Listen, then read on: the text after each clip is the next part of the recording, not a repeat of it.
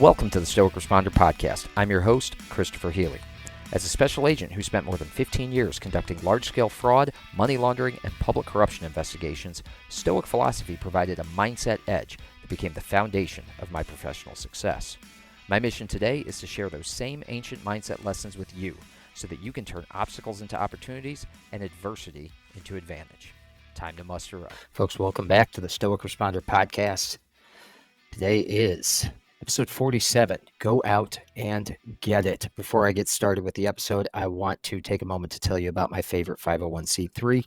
That is, of course, the Overwatch Collective. The Overwatch Collective is a nonprofit and podcast funding therapy sessions and supporting mental health initiatives for our first responders, our veterans, and their families. Their motto is one more is one less, and I take that to heart because one more individual we can provide services to is one less statistic. Please go check out the overwatchcollective.com. You can make a donation there. You can buy some gear, or you can purchase a ticket to their annual fundraiser, which is coming up on August 24th, 2024 in San Mateo, California. Greg and his people over at the Overwatch Collective are doing great things for this community.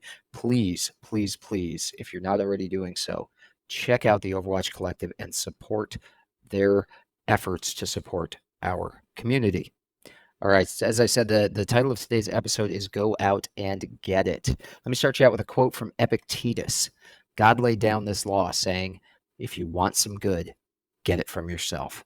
All right, so Epictetus is obviously talking about the dichotomy of control here. He's talking about how circumstances are beyond our control. We can't expect good things to happen to us. If we want something good, we have to create that internally. We have to get it from ourselves. I think there's a great sort of comparative story here, and I want to dive into it today. Let's talk about Benjamin Franklin. Benjamin Franklin is often hailed as the epitome of a self-made man, and his life is a testament to the power of hard work, of determination, and self-improvement. Franklin was born in Boston. I know, Philly gets all the credit, but I'm a Boston guy. I'm going to tell you, Franklin was born in Boston. He was born in 1706, and he came from pretty modest beginnings. But from a young age, he displayed an entrepreneurial spirit. And by the age of 12, which is wild to me because I've got kids who are 10 and 11, but by the age of 12, he became an apprentice to his older brother, James, who was a printer in Boston. And that's where he developed his writing and his debating skills through self-education. He learned by printing all of these works at a printing press and by reading them, by drinking deeply of the wisdom that was available to him at work.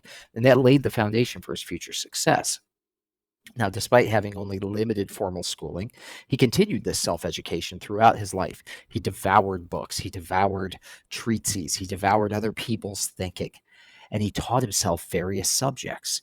He was this incredible I guess they call it a polyglot or polymath, whatever it is. Like I hope I didn't just use an inappropriate term there. But basically, he became a master of a number of different subjects. He founded the first American subscription library. He established the Academy of Philadelphia, which later became the University of Pennsylvania, or Penn, as we know it, one of the Ivy League schools.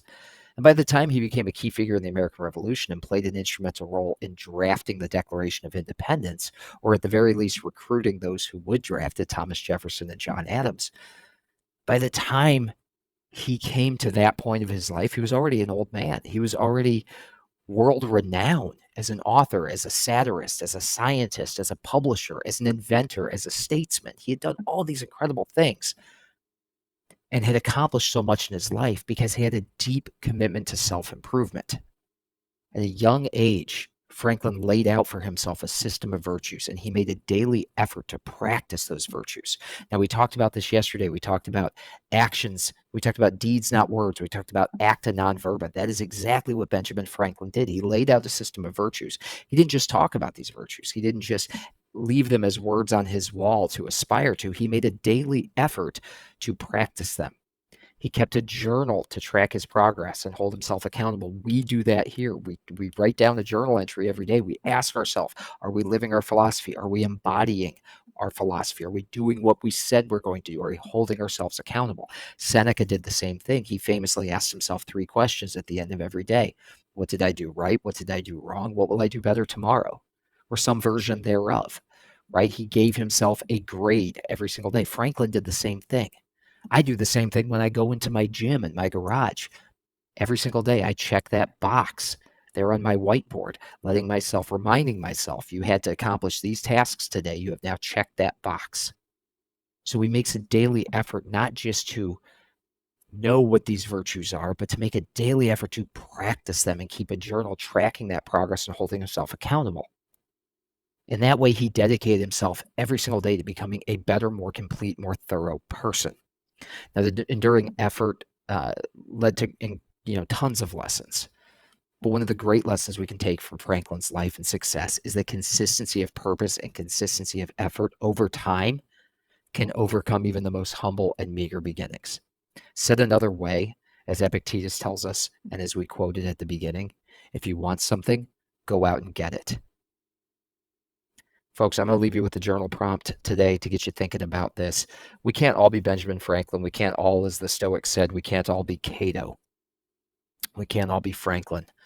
But this is an incredible testament to a life well lived when the focus is on personal development and living in accordance with a set of virtues that you set for yourself.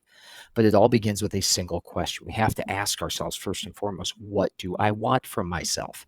If I want to be like a Benjamin Franklin, if I want to master all of these topics and subjects and lead this incredible and enriching life that enriches not just myself, but those around me, we need to begin by asking ourselves one fundamental question. And that question is this. I want you to write this down in your journal and answer this. What do I want from myself? What do I want from myself? How often do we truly ask that question?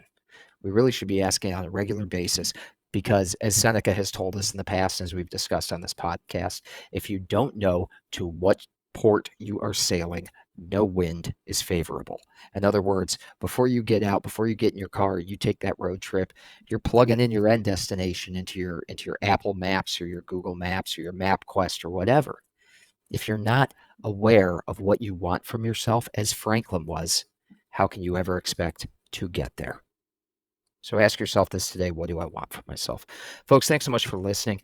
If you'd like to support this podcast, and I hope you would like to support this podcast, you can do so 3 ways. Number 1, you can pick up a copy of my book, In Valor, 365 Stoic Meditations for First Responders. Get a copy for yourself. Get a copy for someone else who needs these lessons. It's available on Amazon, Barnes & Noble, anywhere you get your books.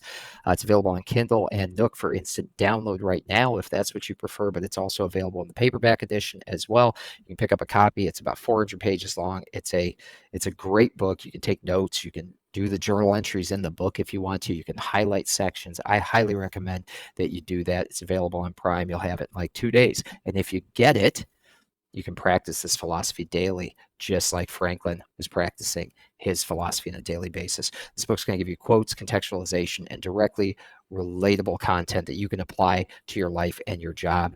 And it's going to give you some action items and journal prompts that are going to help you integrate these lessons so you can live in accordance with the virtues therein, not just talk about it. Number 2, you can subscribe to the Stoic Responder Substack absolutely for free. You can, of course, pay if you want to. If you want to donate and make it a paid subscription, you're welcome to do so. I appreciate it, but it is a free service that I provide. And on that page, you're going to get all 4 podcasts that I make every week delivered directly to your email. You're also going to get my weekly newsletter with Stoic leadership and personal development tips that you can take into your personal life or into the workplace. And number 3, and the easiest and final thing that you can do to support this podcast is like, share, and subscribe, so that others can learn about what we're doing here and they can find some of this wisdom as well.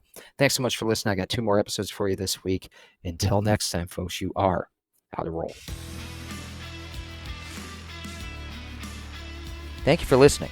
If you enjoyed this episode, please take a moment to subscribe, like, rate, and share this podcast so that we can spread the benefits of Stoicism to other first responders. It will only take you a few moments, but it can help us tremendously. Until next time, How to Roll.